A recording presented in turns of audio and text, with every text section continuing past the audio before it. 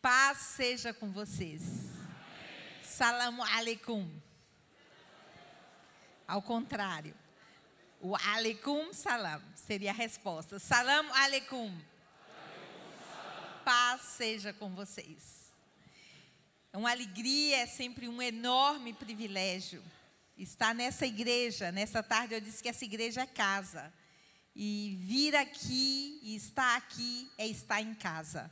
É ser acolhida no abraço dessa igreja, é ser acolhida no carinho dessa igreja. E eu quero outra vez, uma vez mais, expressar a minha profunda gratidão a Deus por ter essa igreja como acompanhante na vocação que Deus colocou em minha vida, em meu coração e do meu esposo. É com muita gratidão que eu quero cumprimentá-los nessa noite com uma saudação da Igreja de Jesus que está em Marrocos. Uma saudação da Igreja de Jesus Cristo que está na Tunísia. E uma saudação da Igreja de Jesus Cristo na Mauritânia. A Igreja de Jesus nunca será ameaçada pelas circunstâncias e situações desse mundo. A Igreja de Jesus é a igreja que triunfa. Não é a igreja triunfalista, mas é a igreja que triunfa. Porque a cruz de Cristo revela esse caminho de identificação com Cristo, esse caminho de entrega e de vocação. E eu gostaria, uma vez mais, expressar a nossa gratidão pelo apoio dessa igreja. E a minha gratidão, eu me uno a todos vocês, pastores, líderes, missionários que estão aqui, para agradecer a essa igreja pela sua generosidade em nos acolher. Agradecê-la pela sua generosidade em abrir as suas portas para que a gente encontre pasto e alimento e seja nutrido. Abrir as suas portas como parceira de tantas igrejas, sem ameaçar nenhuma, sem querer trazer ninguém de lá para cá, mas querendo muito mais que a gente vá, porque é uma igreja que nos empurra para o lugar que Deus tem para nós. Então, a nossa gratidão a essa igreja. Muitos de vocês vieram de longe, eu também. Muitos de vocês estão aqui revelando e expressando esse desejo de escutar a voz do nosso Deus, de escutar a voz uns dos outros. Na escuta de Deus, nós também nos escutamos. Na escuta de Deus, nós também criamos esse espaço onde Deus se revela. Faz algum tempo, quando eu estive aqui, e fui convidada para estar aqui nesse encontro, parecia impossível naquele momento, mas pela misericórdia e graça de Deus, eu estou aqui nessa noite com muita alegria, com muita gratidão, humildemente, em meio a pessoas que têm uma história, todos vocês têm uma história de vocação e de serviço ao Senhor. E reconheço a minha vulnerabilidade, e é a partir dela que eu gostaria de que a gente pudesse juntos escutar a voz de Deus nessa noite. Que o Espírito Santo geste em nossos corações o espaço acolhedor para a voz de Deus nessa noite. Que o Espírito Santo geste em nós o silêncio, a escuta, a paz. Que a gente apazigue o coração. Os corpos cansados, talvez um dia de muita correria, de muitas emoções, que o Espírito Santo de Deus, Deus presente, o Espírito Santo é Deus, que Deus presente aqui, nos acomode no seu abraço, nos acomode no seu colo, como uma criança recém-amamentada, nos calamos no abraço de Deus para escutar a sua voz. O texto que nos foi dado, a palavra que nos foi dada é um pouco sobre encorajamento de líderes e também desafios. E a partir do livro de Josué, a partir da trajetória de Josué e Calebe. E há muitos anos, quando eu fui enviada, naquela minha igreja lá no interior da Bahia, eu era ainda menina quando eu fui chamada para a obra missionária. Eu tinha 14 anos, naquela realidade lá do sertão da Bahia, que parecia longe de tudo. Eu não sei se era a gente que estava longe de tudo ou era tudo que estava longe da gente. Depende do ponto de onde a gente fala. Mas naquele contexto, naquela realidade, Deus colocou em meu coração o desejo de servi-lo no contexto islâmico. E eu sempre digo que Deus escolhe as coisas que não são, para que elas continuem não sendo, para que a glória seja dele. E é assim que, nessa noite, eu me coloco diante de vocês e diante de Deus. Nesse não ser, eu sou filha. E é com essa identidade de filha e nessa vocação que é presente de Deus, que eu gostaria de escutar com vocês o que Deus tem para nós nesse momento. E foi naquela época, há muitos anos atrás, só fora do Brasil, esse ano eu completo 27 anos. 27 anos daquela primeira vez que eu saí do Brasil, fui estudar na Argentina, depois fui para fazer um curso de francês, depois entrei no Marrocos, um tempo no Marrocos e muitos anos na Tunísia.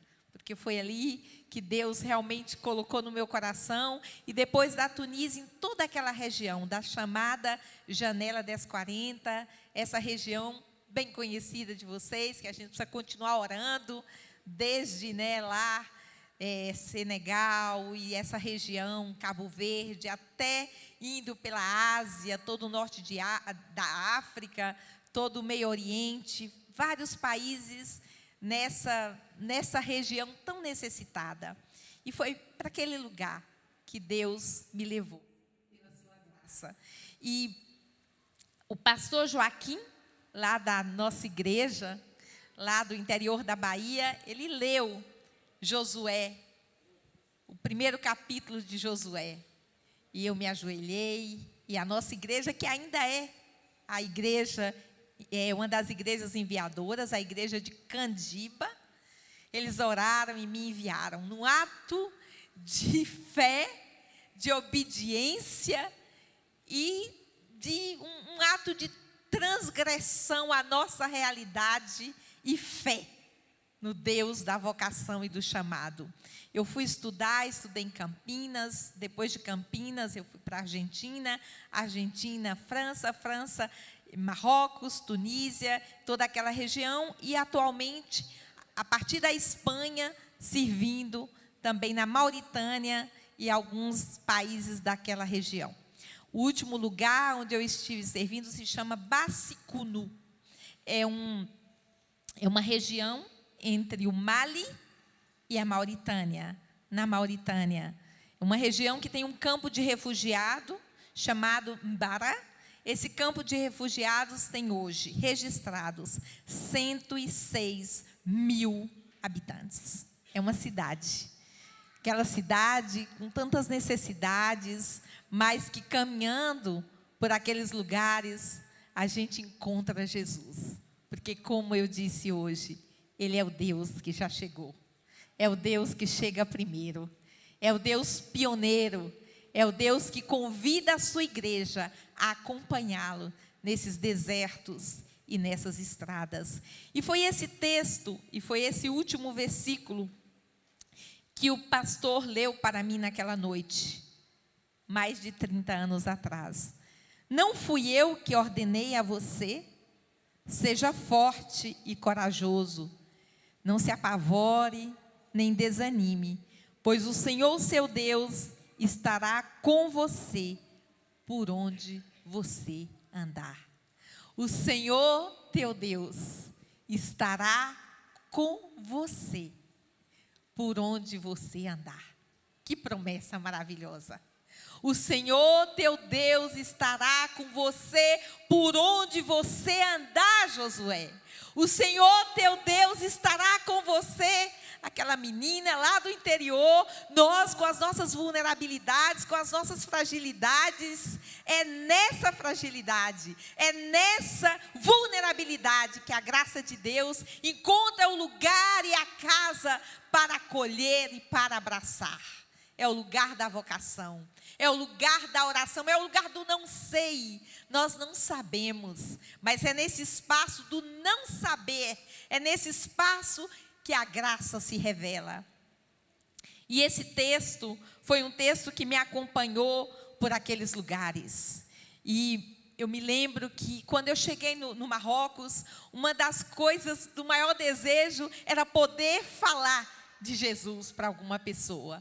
E eu estava com pouco árabe ainda, pouco francês, e eu estava fazendo um curso de francês e eu conheci uma moça, Khadija. E essa Khadija se tornou uma amiga, a gente conversava, e um dia, eu orando por ela, pedindo a Deus a oportunidade de compartilhar o evangelho com ela, e um dia a Khadija chegou e disse: Zazá, eu tive um sonho com você. Eu sonhei que você estava orando por mim, em nome de Jesus. Quem é Jesus? Aquela época, há 26 anos atrás, talvez todo o contexto mais da internet, das comunicações, era muito menor. Mas aquela moça veio dizer que ela teve um sonho com Jesus. E ali naquele lugar eu não podia conversar muito com ela. Eu disse: Khadija, vai em casa. Vai em casa. Eu a convidei. Passei aqueles dias revendo o meu árabe e tentando aprender mais. E ela chegou em casa. E ela entrou com umas flores e alguns doces. E ali nós começamos a conversar sobre Jesus. Quem é Jesus? E depois, quando eu esgotei o meu árabe, eu olhei para ela, ela olhou para mim e Khadija se ajoelhou. E ela disse como foi no sonho: eu quero que você ore por mim e eu quero receber Jesus. Glória a Deus. Jesus já chegou.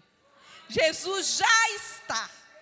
E Ele nos chama para sermos companheiros dEle nesses caminhos.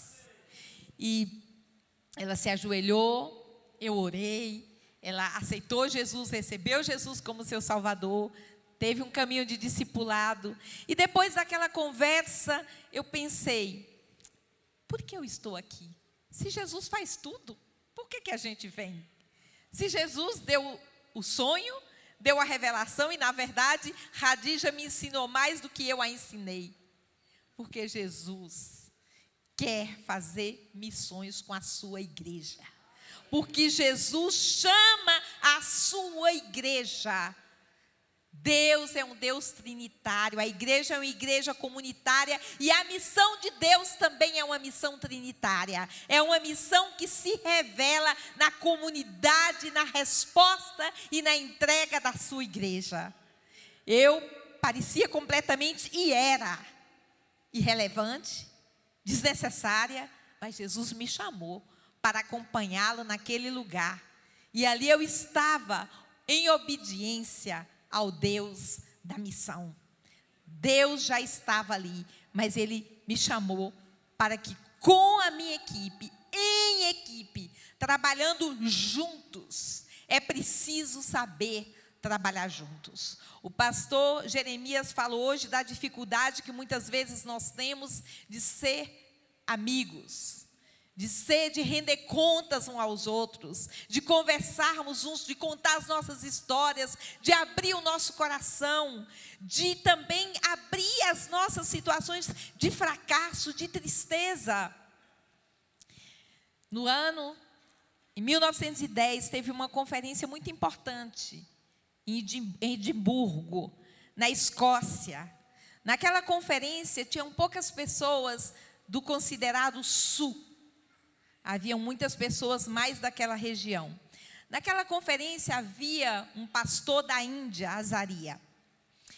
E ele foi convidado para falar. E ali, quando ele começou a falar, ele disse: vocês nos deram muitas coisas. E eu estou profundamente agradecido pelos hospitais, pelas escolas, pelas igrejas. Mas nós queríamos amigos.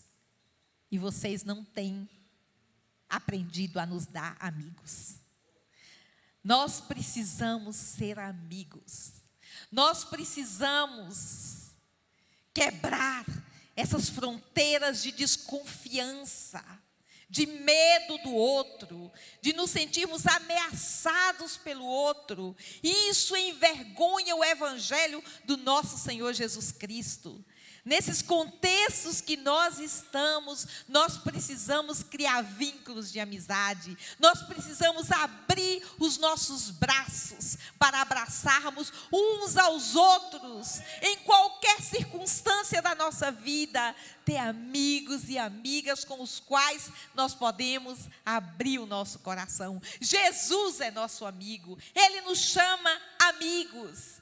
E Ele quer que nós construamos vínculos de amizades profundas que sejam testemunhos do seu amor e da sua graça. É necessário ter a coragem para ser amigo. É necessário ter a coragem para cruzar fronteiras e trabalhar juntos. Tem muitos pastores, muitos missionários trabalhando sozinhos, cansados, queimados. Muitas vezes é difícil trabalhar em equipe. Não é tão fácil, mas é o lugar onde Deus mais trabalha em nosso caráter. É o lugar onde Deus mais desafia o nosso sentido de integridade. O nosso testemunho é nesses lugares de amizade. Então eu gostaria de convidá-los, de convidá-las a criar vínculos de amizade que testemunhem, que testemunhem do amor do nosso Deus. É preciso coragem para mostrar o nosso rosto. É preciso coragem para mostrar as nossas cicatrizes. Khadija se tornou amiga, como tantas pessoas, naqueles lugares e contextos do mundo islâmico. E é nessas realidades que Jesus está fazendo tantos milagres, que Jesus está construindo a sua igreja. E a outra pergunta que eu gostaria de fazer nessa noite: qual é o nome da tua igreja? Qual é o nome da tua igreja? Toda igreja, antes de ter qualquer nome, ela precisa ser chamada Casa de Oração para todos os povos. Casa de oração para todas as nações. A igreja de Jesus Cristo é casa de oração para todas as nações. Essa igreja aqui é a casa de oração, né? A gente usa esse nome também. A gente é parte dessa identidade também. Casa de oração. Se existe um momento que Jesus fica bravo, é quando ele vê aquele lugar do templo que fora consagrado, que os gentios tinham uma legitimidade para entrar, aquele lugar tomado pelas mercadorias. A igreja de Cristo não pode transformar o lugar de entrada das nações em um lugar de negociação e mercado. A igreja de Jesus Cristo é a igreja que abraça o imigrante, o refugiado, o estrangeiro, o órfão e a viúva, e cria a entrada da igreja é aberta. A entrada da igreja é abraço, é onde todos aqueles que eventualmente poderiam ser excluídos, eles encontram um lugar, eles encontram um abraço, porque a igreja de Jesus Cristo é chamada para ser casa de oração para todas as nações, para todas todas as nações. A igreja de Jesus Cristo não pode perder o seu entendimento e a sua entrega para ser esse lugar de reconciliação e transformação. Eu conheci o irmão da Líbia e ele, quando nós estivemos na Líbia, a gente não podia conversar nos lugares fechados por causa da segurança. E a gente saía para caminhar, para conversar, onde não tinha escuta.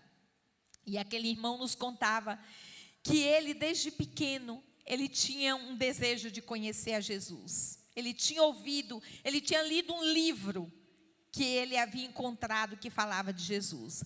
Lendo o Alcorão, na Sura de Mariam, ele viu o nome de Jesus.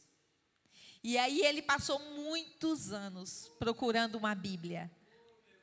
E um dia ele recebeu uma Bíblia e o seu pai o encontrou lendo aquele livro.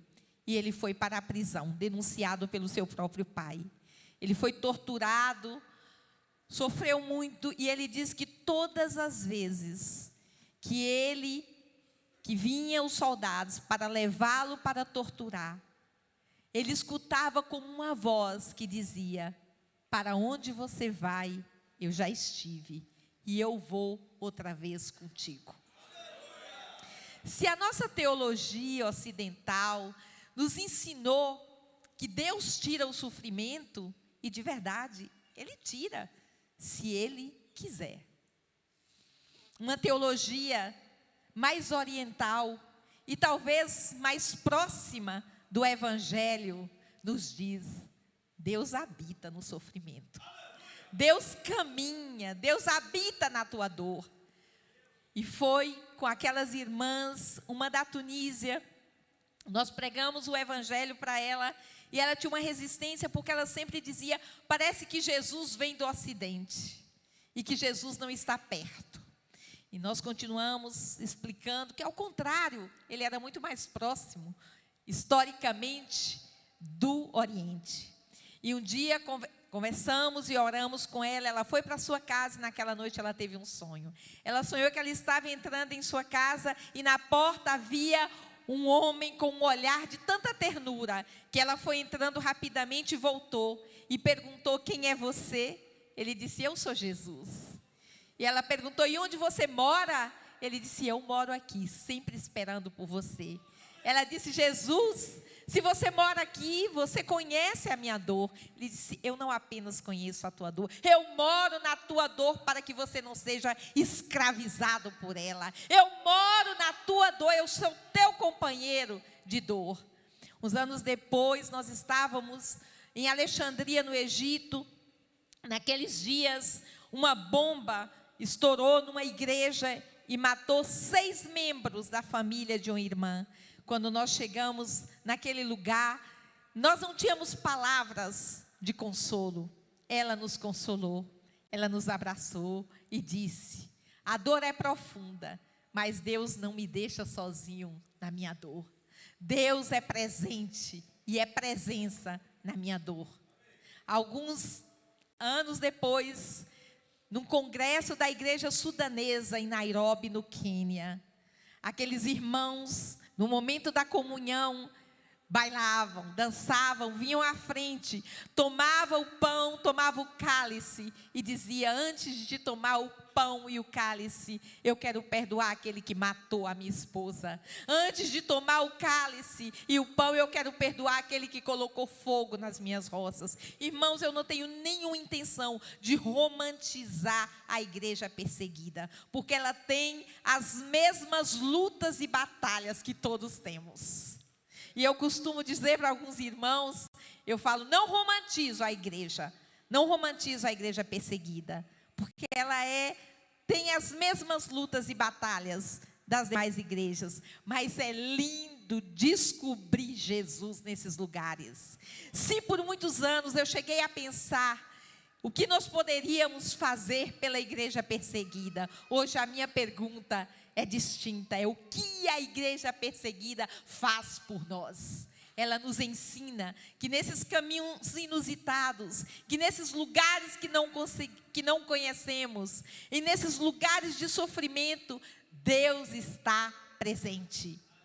E nós, como pastores, pastoras, líderes, nós como missionários, nós precisamos saber acolher a dor e o lamento. Uma das disciplinas da Igreja de Cristo precisa ser o lamento. Encontrar lugar também para chorar. Encontrar lugar para acolher as lágrimas. Encontrar lugar para adorar a Jesus no meio da dor. E tem uma história que eu sempre conto, um testemunho. Eu sei que aqui tem muita gente que talvez esteja me ouvindo pela primeira vez. E eu me atreverei a contá-la de novo. É a história de Matuaum, em um campo de refugiados na Uganda, de refugiados da República Democrática do Congo.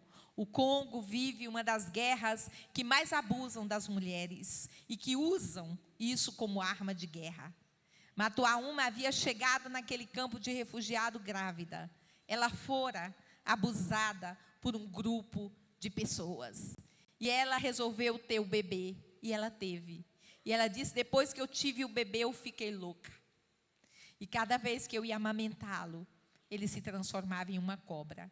E Matuaum me vinha, enquanto nós estávamos ali, ela chorava e gritava, e a gente tentava se aproximar dela, e ela dizia, não se aproxime de mim, eu sou uma mulher suja. Passados uns dias, ela nos chamou e nos contou a sua história. Depois que ela nos contou que cada vez que ela tomava o bebê nos seus braços, ele se transformava aos seus olhos em uma cobra, em uma serpente. Ela disse que um dia ela não aguentou mais e jogou aquela criança numa pedra e ela morreu. E ela disse, foi uma dor tão grande que eu fiquei louca. E nós perguntamos, Matuaum, nós estamos aqui. Ela disse, a única coisa que eu preciso é que vocês chorem comigo, porque a minha dor é muito grande para as lágrimas de uma pessoa sozinha. Nós choramos com Matuaum, nós clamamos, ela confessou, ela pediu perdão, ela clamou o perdão de Jesus, e alguns dias depois, naquele acampamento, eu vi o lenço de Matuaum bailando. Eu me aproximei e ela disse, eu danço, porque o meu Deus sabe dançar. O meu Deus sabe sofrer. O meu Deus é presente em minha alegria e me dá esperança. Esse é o nosso Deus, o Deus que chama a sua igreja para ser testemunha de uma esperança eterna e que chama a sua igreja para acolher a dor. Temos quase 100 milhões de pessoas refugiadas no mundo. Temos mais de 100 milhões de pessoas em situação de exílio, vivendo a dor e o sofrimento. Aquela floresta entre o Panamá, naquela região considerada a floresta da morte, as caravanas da fronteira do México e a dor de tantas pessoas na fronteira também entre Venezuela e Brasil, em Pacaraima. Os lutos migratórios têm sido uma das maiores causas da depressão em nossos dias. Eu tenho tido a graça de trabalhar como psicóloga em campos de refugiados, acompanhando crianças, pessoas mutiladas, pessoas vivendo a dor e o sofrimento, e naqueles lugares, Jesus já chegou. E Jesus diz à sua igreja, ser forte, ser corajosa, vocês farão a esse povo herdar as promessas que Deus nos deu. Os povos da Mauritânia, os povos do Afeganistão, os povos do Irã, do Iraque, da Coreia do Norte, os povos indígenas, os nossos vizinhos, as comunidades urbanas, eles herdarão as promessas, mas é preciso que a gente confesse e anuncie que Jesus Cristo é Senhor, para a glória de Deus Pai.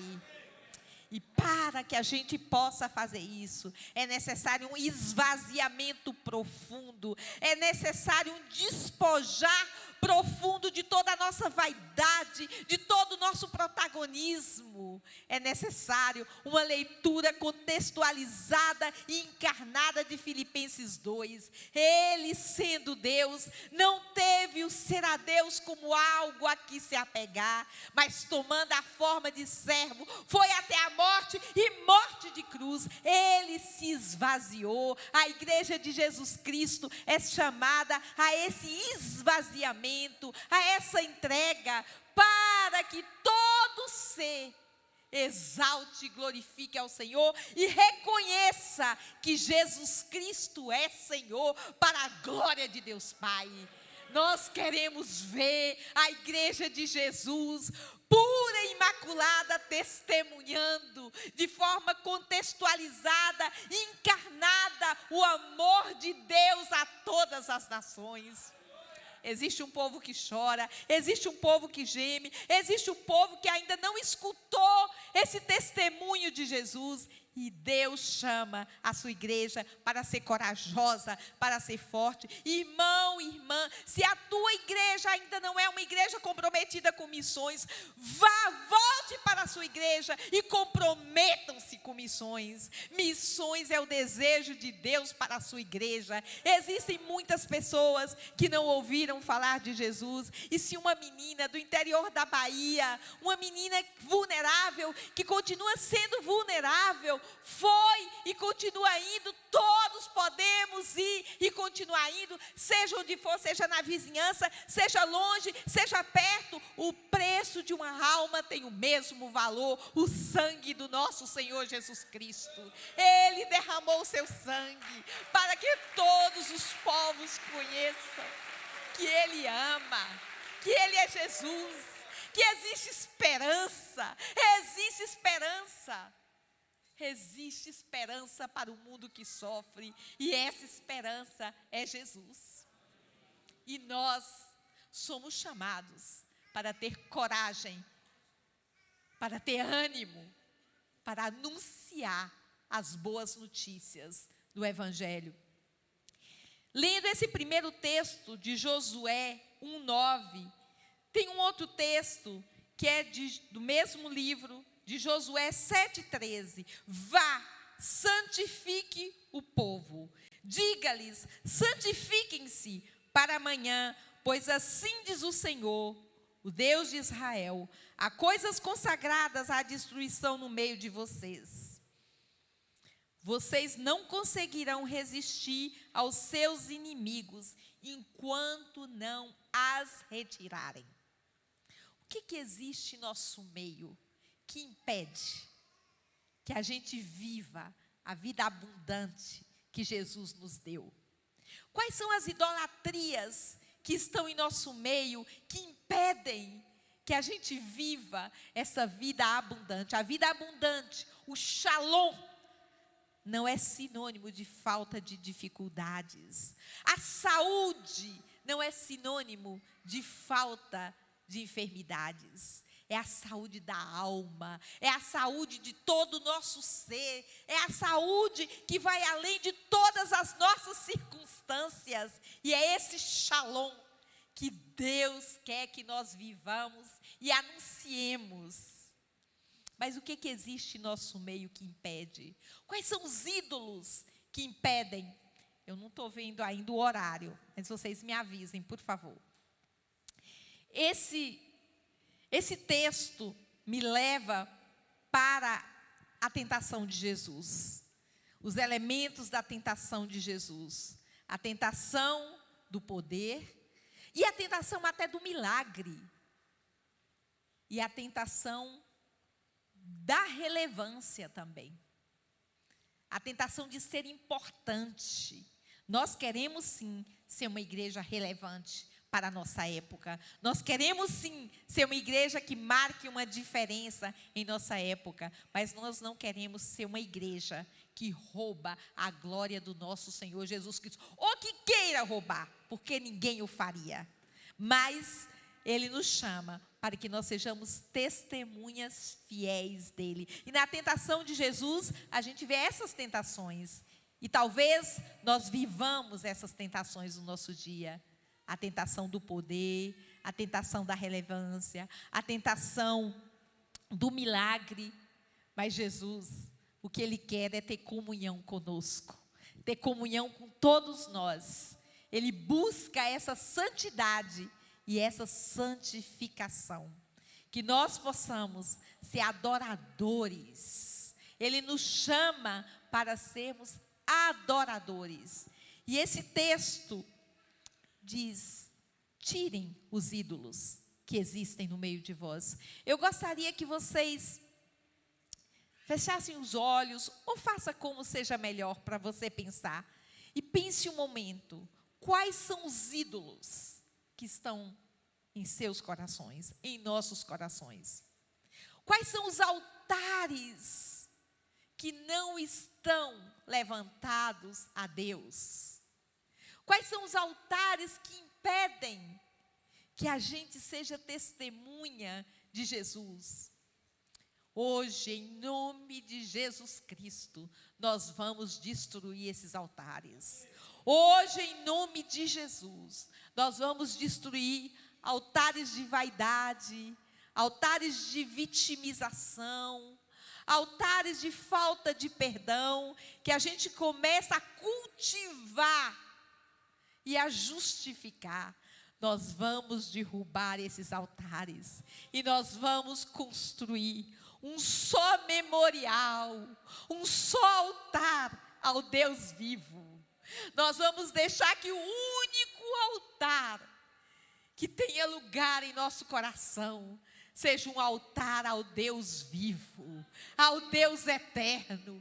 Vamos juntos nessa noite construir um memorial, onde o único que seja adorado seja o nosso Senhor Jesus Cristo, onde o único que seja glorificado seja o nosso Senhor Jesus Cristo. Que o único que receba a honra, a glória, o louvor e a adoração seja o nosso Senhor Jesus Cristo. Nós precisamos destruir os nossos altares, destruir os nossos lugares de vendas e de negociação da palavra de Deus, para que as nações encontrem lugar para conhecerem a Jesus Cristo. Sejamos corajosos. Abramos os nossos corações para a amizade, para o vínculo, para a surpresa de Deus. E nesse mesmo texto de Josué, nós vemos no segundo capítulo, a história de Raabe. Na missão de Deus, é preciso ter espaço para a surpresa. Deus é o Deus que rompe os nossos paradigmas.